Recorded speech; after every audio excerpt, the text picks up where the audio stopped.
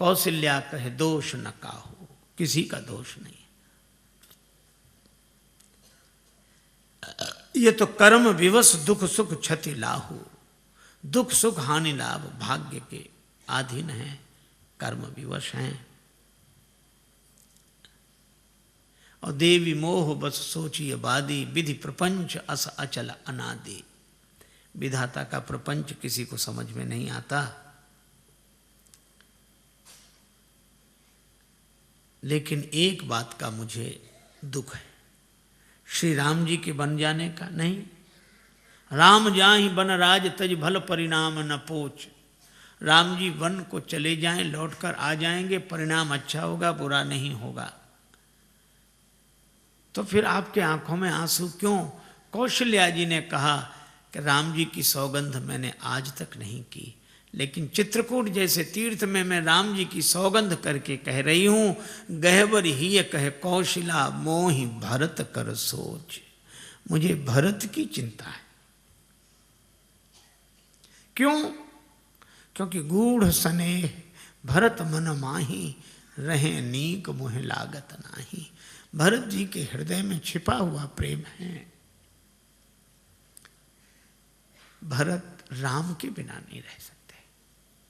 इसलिए सुनैना जी, आप महाराज जनक से प्रार्थना करें, पंचायत में ऐसा फैसला हो कि भरत जी राम जी के संग चले जाएं। श्री सीता जी को लेकर विदा हुई। सुनैना जी जनक जी के पास आई। जनक जी ने बेटी को वनवासिनी वेश में देखा। भयउ प्रेम परितोष विसेखी। मन में स्वाभिमान का उदय हुआ कि मेरी बेटी के ऐसे त्याग का जीवन। लेकिन मन में एक बात आई, किसी व्यक्ति ने अपनी बेटी का विवाह किया बड़े ठाट वाट से। बेटी की विदा हुई, ससुराल गई। दैवयोग दूसरे दिन उसकी मृत्यु हो गई। सभी लोग जुड़े, शोकाकुल था परिवार। उस बेटी का पिता भी आया था। सबने अपनी अपनी श्रद्धांजलि दी। पिता ने कहा कि बेटी की समाधि बनाओ तो उस पर ये 2 पंक्तियां मेरी ओर से लिखा देना। क्या दिया? जो कुछ भी दे सकते थे हम इस उम्मीद ना मुरादी में, कफन देना ही भूले थे फकत सामान्य शादी में। हम यही देना भूल गए थे। जनक जी भी सोचते हैं कि हम ये वनवासिनी का जो वेश धारण किया, ये वस्त्र देना भूल गए थे। श्री जानकी जी की ओर देखकर कहा, पुत्र पवित्र किए कुल दो। दोनों कुलों को पवित्र किया बेटी। श्री जानकी जी माता से विनय करके लौटकर अपने शिविर में आ गई। जनक जी से मां सुनैना ने कहा जो कौशल्या जी ने कहा था। जनक जी उठकर बैठ गए। देवी, धर्म राजनीति ब्रह्म विचार अत्यंत जटिल विषय है। धर्म के बारे में निर्णय करना कठिन। किम कर्म किम अकर्मेति कवियो अप्यत्र मोहिता। बड़े बड़े बुद्धिमान मोहित होते हैं। और राजनीति कुछ भी निर्णय पूर्वक कहना कठिन होता है। और ब्रह्म विचार वेदांत, वेदांत तो अकथ का कथ्य है। जो नहीं कहा जा सकता उसको ही कहा जा रहा है। कितना कठिन। पर श्री जनक जी कहते हैं इन तीनों विषयों में मेरा अधिकार है, पर मेरी ऐसी सूक्ष्म बुद्धि भी सोमति मोर भरत महिमा ही कहे काह छुअ सकत न छाही। ऐसी मेरी बुद्धि भरत जी की महिमा क्या कहेगी, उनकी परिछाई भी नहीं छू सकती। भरत जी के गुण तो एक ही हैं जो जानते हैं, वे हैं श्री राम। भरत महामहिमा सुन रानी, जानहि राम न सकहि बखानी। पर भरत कथा भवबंध विमोचनी। पूरी रात यही चर्चा करते रहे। इधर श्री भरत सब सो रहे हैं, पर 2 भाई जाग रहे हैं।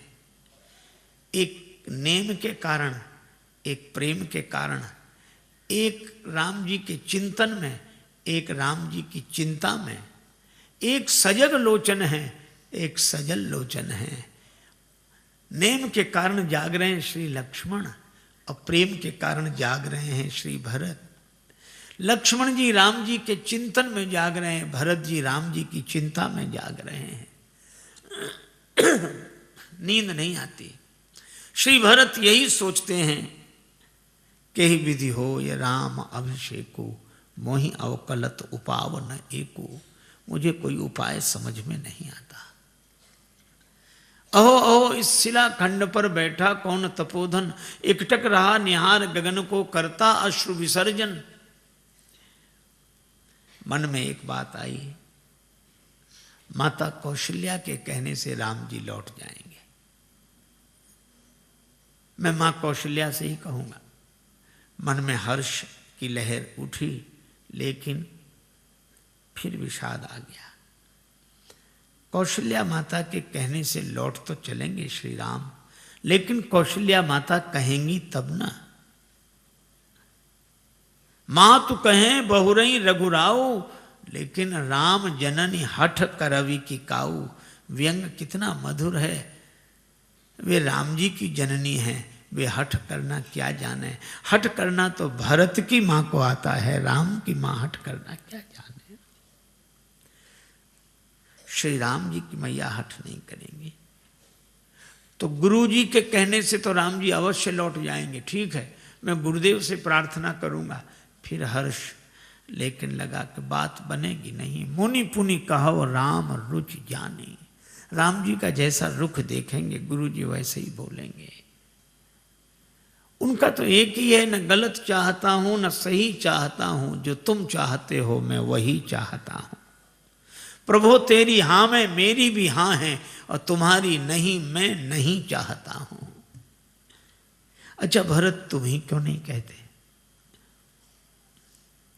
मैं कहूंगा, क्या कह पाऊंगा? मैंने आज तक राम जी की ओर मुख उठाकर देखा नहीं है। दर्शन तृपित न आज लगी प्रेम प्यासे, नयन मेरे नेत्र भगवत दर्शन से कभी तृप्त नहीं हुए। और अगर मैं हट करूं तो मैं तो सेवक हूं। सेवक का धर्म चला जाएगा। जो हट करूं तो निपट कुकर्मो, हर गिरते गरु सेवक धर्मो। करके नजरे इनायत वो आए, मगर क्या कहें यार हमको। उसी वक्त पर अपने ऐबों गुनाहों की याद आ गई, इसलिए उनसे नजरें मिला ना सके। मैं कैसे कहूंगा? पूरी रात बीत गई, एक जुगति न मन ठहरानी। सोचत भरत ही रहे न बिहानी। सवेरे गुरुदेव के पास आए, प्रणाम किया। गुरुदेव ने कहा कि भरत, मुझे तुमसे एक बात कहनी थी। क्या?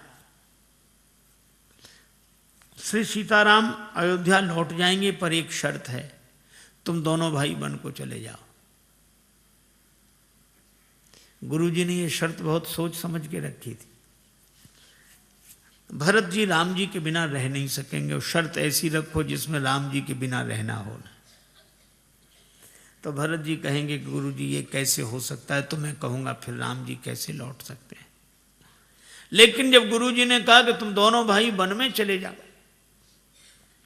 सुनत बचन पुलके दो भ्राता। दोनों भाई पुलकित हो गए, भे प्रमोद परिपूर्ण गाता। भरत जी ने गुरुदेव के चरणों में प्रणाम करते हुए कहा, गुरुदेव क्या इतनी छोटी सी शर्त पर श्री राम अयोध्या लौट जाएंगे? मेरे सीताराम अयोध्या लौट जाएंगे? गुरु जी ने कहा कि भरत ये छोटी शर्त नहीं है, राम जी के बिना 14 वर्ष रहना है। भरत जी ने कहा कि गुरुदेव मेरे सीताराम सिंहासनासीन हो जाएं तो 14 वर्ष की कौन कहे। मैं आपके चरणों की सौगंध करके कहता हूं, कानन करऊं जन्म भरी वास। मैं जीवन भर वन में रह सकता हूं। अरे फिर तुम्हें राम जी नहीं मिलेंगे, न मिले, पर यही क्या कम है कि मेरे कान सुनते रहेंगे कि मेरे राम जी राजा हैं, प्रसन्न हैं, आनंद में हैं। वशिष्ठ जी फिर बोल नहीं सके। तत्सुख सुखित्व का ऐसा उदाहरण और कहां। नीके रहो मेरे प्यारे बने रहो, नीके रहो मेरे प्यारे बने रहो, नीके रहो मेरे प्यारे बने रहो, नियरे रहो चाहे न्यारे बने रहो, नियरे रहो चाहे न्यारे बने रहो, नीके रहो मेरे प्यारे बने रहो, नीके रहो मेरे प्यारे बने रहो। श्रवणन से सुन सुन सुख पाऊं, श्रवणन से सुन सुन सुख पाऊं, इतने ही प्राण आधार बने रहो, इतने ही प्राण आधार बने रहो, नीके रहो मेरे प्यारे बने रहो, नीके रहो मेरे प्यारे बने रहो, नीके रहो मेरे प्यारे बने रहो। भरत महा महिमा जल राशि, मुनिमत ठाण तीर अबलासी। पंचायत में आए। श्री राम जी ने देखा जनक जी विराजमान हैं, वशिष्ठ जी विराजमान हैं, भरत जी हैं, सब सभा है। राम जी ने कहा कि गुरुदेव निर्णय कर दें। गुरु जी ने कहा कि मैं निर्णय नहीं कर सकता, भरत भगति बस भई मति मोरी। मेरी बुद्धि तो भरत जी की भक्ति के वश में हो गई। भरत स्नेह विचार न राखा, तो आप कुछ तो कहें। गुरुदेव ने कहा मोरे जान भरत रुचि राखी, जो कीजिए सो शुभ स्यो साखी। राम तुम ही कुछ फैसला करो। राम जी ने कहा गुरुदेव विद्यमान आपुनि मिथिलेशु, मोर कहव सब भांति भदेशु। आप बैठे, महाराज जनक बैठे, मेरा बोलना भद्दा लगेगा। दो पंच चुन लिए। गूढ़ स्नेह भरत मन माही, और जनक जी जाहि राम पद गूढ़ स्नेहु। भरत जी के पंच जनक जी, और राम जी की ओर से पंच श्री वशिष्ठ जी। पर दोनों पंच कुछ निर्णय करने की स्थिति में नहीं, तो तीसरा सरपंच चुन लिया। तीसरा सरपंच कौन? का सकल बिलोकत भरत मुख बनई न उतर देत। श्री भरत जी ने देखा, उठकर खड़े हो गए। राम जी को बोलने में जहां भद्दा लग रहा वहां श्री भरत जी बोल रहे हैं। भरत जी ने कहा कि प्रभु बाहर भी आप हैं और मेरे भीतर हृदय में भी आप हैं। अगर आपको बाहर से बोलने में कुछ भद्दा लग रहा है तो भीतर से बोल दीजिए, वाणी मेरी होगी, बात आपकी होगी। और भरत भारती मंजू मराली। श्री भरत जी सरस्वती जी का स्मरण करते हैं, मानो भरत जी नहीं सरस्वती जी बोल रही हैं, और सरस्वती जी के माध्यम से राम जी बोल रहे हैं।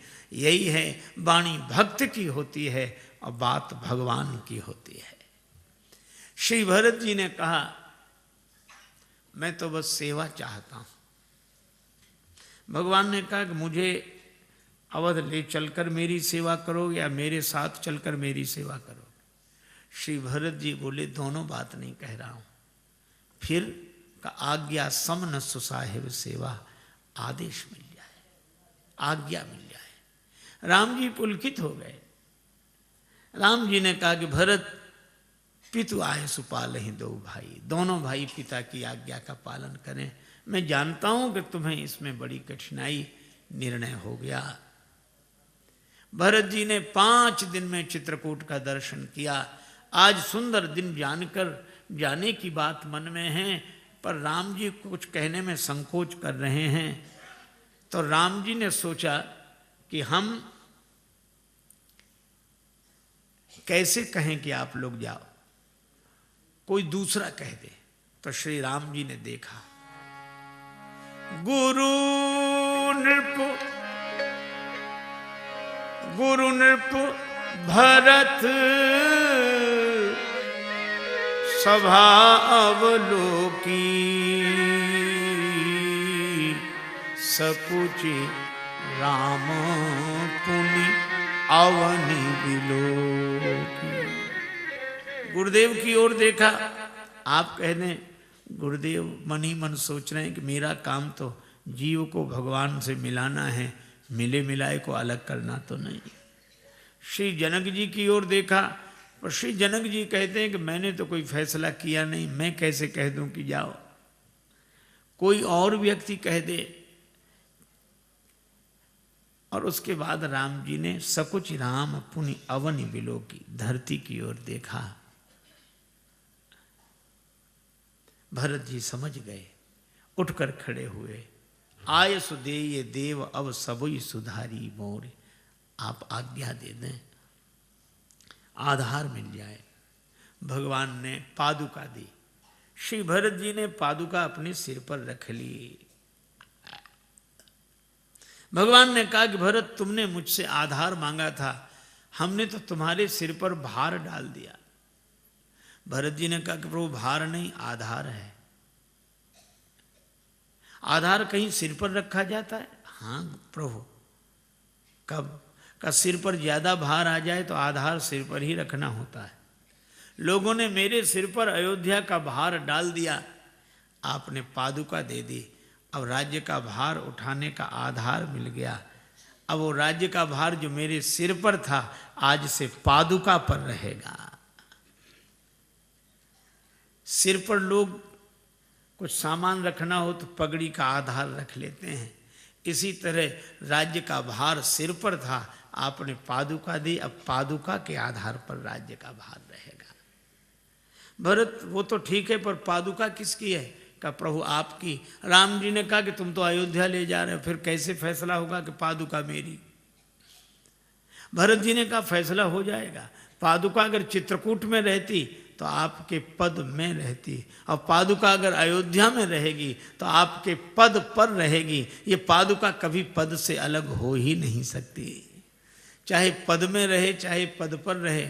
पद में रहे तो पद का भार पादुका पर, और पद पर रहे तो पद का भार पादुका पर। भरत, सो तो ठीक है, लेकिन तुमने तो पनही मांगी थी, मोरे शरण राम ही की पनही, और तुम्हें पादुका मिल गई। श्री भरत जी ने कहा यह भी अच्छा रहा। पनही माने जूता, यह भी पाँव में रहता है, और पादुका खड़ाऊं, यह भी पाँव में रहती है। लेकिन एक अंतर है, जूता पाँव को संभालता है और खड़ाऊं को पाँव संभालता है। अगर मुझे पनही मिली होती तो आपके चरणों को मुझे संभालना होता, पर पादुका मिल गई है। अब आपके जब पादुका मिली है तो आपके चरण ही मुझे संभालेंगे, और मैं तो यही चाहता हूं कि आपके चरण मुझे संभालें। खड़ाऊं में एक खूंटी को अंगुष्ठ और अंगुली मिलकर पकड़ लेते हैं। मैं लकड़ी की खड़ाऊं की तरह पड़ा रहूं चरणों में, और मेरे विश्वास की खूंटी को अंगुष्ठ की तरह से एक ओर से प्रभु आप और अंगुली की तरह से एक ओर से जानकी माता दोनों मिलकर संभाले रहें, यही मैं चाहता हूं। भगवान ने कहा कि भरत, सो तो ठीक है, लेकिन तुम्हें आधार क्या मिला? भरत जी ने कहा कि प्रभु मुझे भी आधार मिल गया। अब आपको खोजने के लिए मुझे वन वन नहीं भटकना पड़ेगा। क्यों? पादुका मैं लेकर जा रहा हूं। और प्रभु, पादुका चरणों के पास चलकर नहीं आती, चरण ही वहां चलकर आते हैं जहां पादुका होती है।